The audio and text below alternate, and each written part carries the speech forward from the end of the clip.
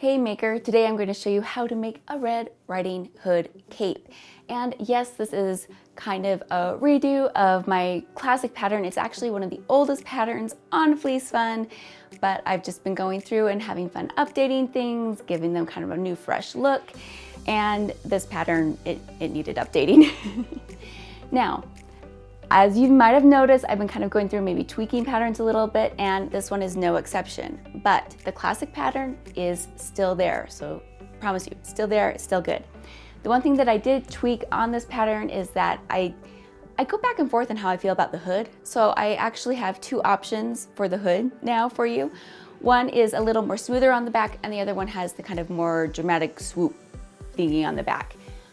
Both of those hoods are there and part of the pattern, and you use whichever one you want. Now, I call it the Red Riding Hood cape, but really it is just a good, classic, traditional cape. People have shown me pictures that they've used it for elf costumes, for hobbit costumes. It is really versatile. You just make it out of whatever color fabric you want.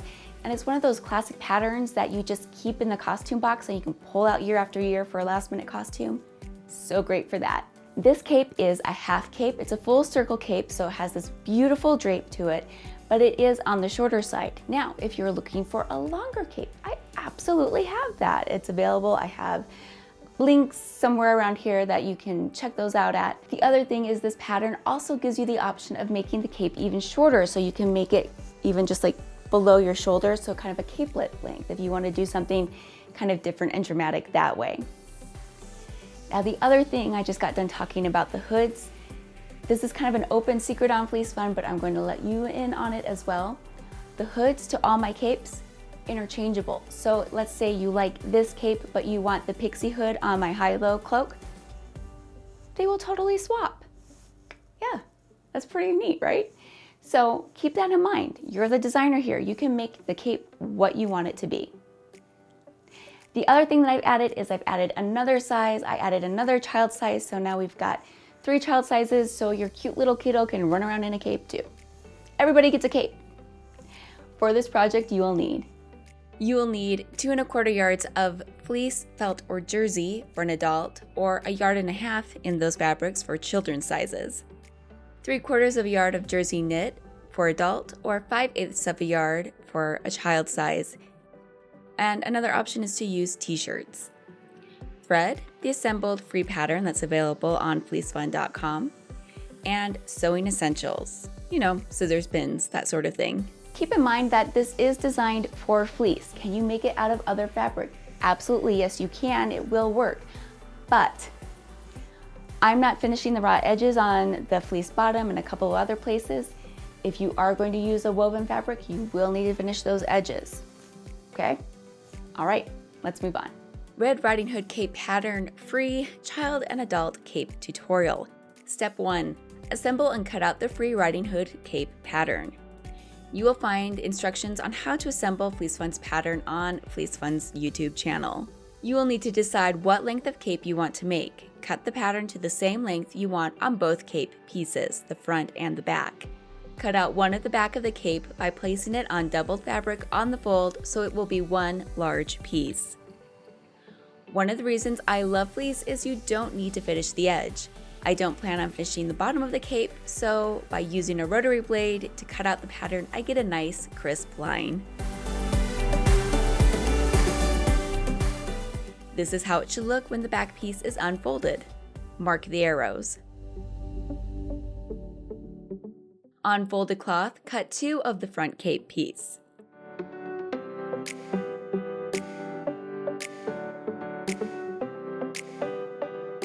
This will make the front pieces of the cape mirror images of each other. Again, mark the arrows from the sewing pattern, either with a marking pen or a notch in the fabric.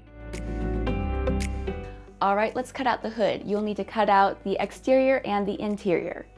Now, if you don't want to add a lining, that is an option, but I think it looks a lot nicer with the lining, so we're gonna do instructions for that.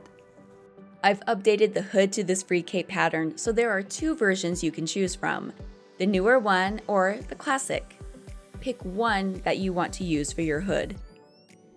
On folded fabric, cut 2 of the Red Riding Hood pieces for exterior. This is how the pieces should look when cut out. Be sure to mark the arrows that are on the free costume pattern on the fabric.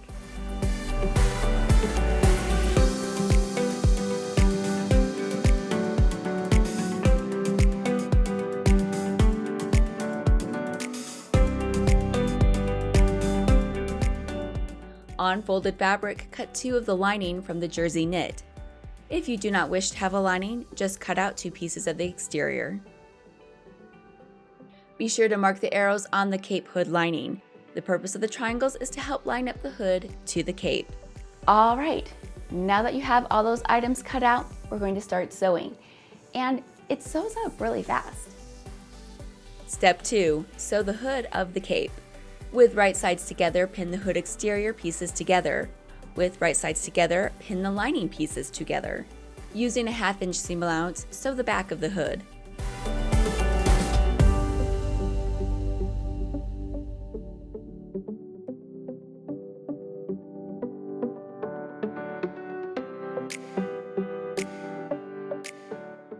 All right, now let's bring the lining and the hood together. Now that the back of the cape hood exterior and lining are sewn, it's time to bring them together. With right sides together, pin the front of the hood exterior and the lining together. Line up the center seams.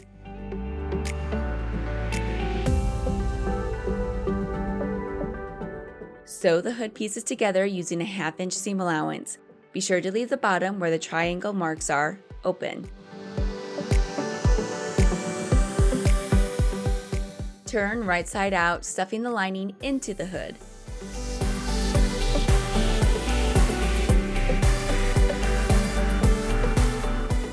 Set the hood aside.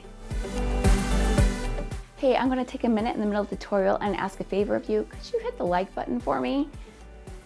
It's hard being a one-woman band, and that like button goes a long way to helping out my channel. And why not subscribe while you're here? If no lining, all you will do is turn the front hood exterior under a 1/2 inch and sew down using a zigzag stitch along the edge of the fabric. Let's start with the bottom of the cape. Step 3, make the cloak. Lay the back piece out flat, with right side facing up towards you. Place one of the cape front pieces on it, so right sides are touching. Sew the side of the cape together using a 1/2 inch seam allowance. Repeat this with the other front piece on the other side.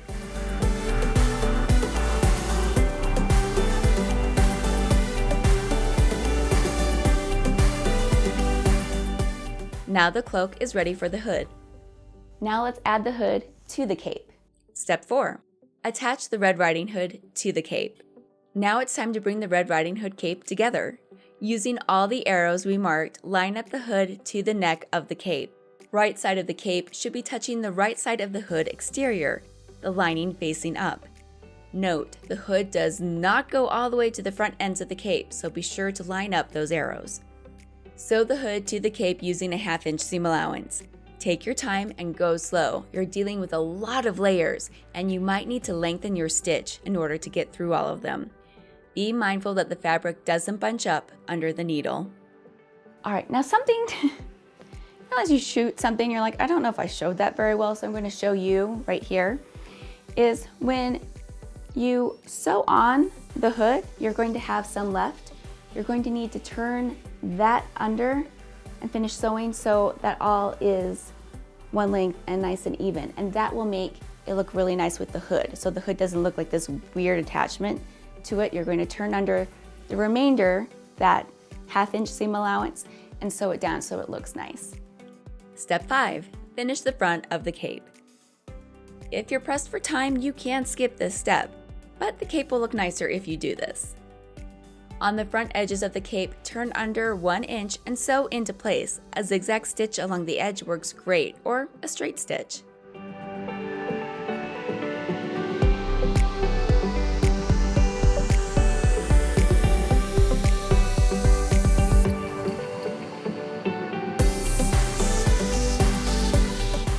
Great, now let's start to finish up the cape. Step 6, finishing up the Red Riding Hood cape pattern. You can use several different things as a closure for this capelet. You can use ribbon on either side, or you can use elastic and a button. For really little kids, I recommend Velcro for safety. Depending on how you want the cape to meet in the middle, meaning what you use to kind of tie it together, if you use ribbon, it's going to look more feminine, but if you use hardware or a button, it can look more unisex or masculine. Sew the button on one side and the elastic loop on the other, or cut the ribbon in half and sew each piece to the sides of the cape where the hood meets the cape. That's the free Red Riding Hood cape pattern finished.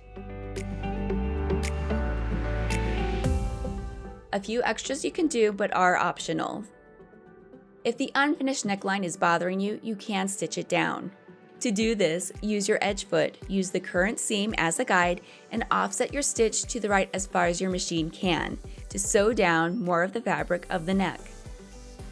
Another extra you can do is top stitch along the rim of the hood. This gives the hood a little more structure and keeps the lining in place. Again, optional, but nice if you have the time and skill.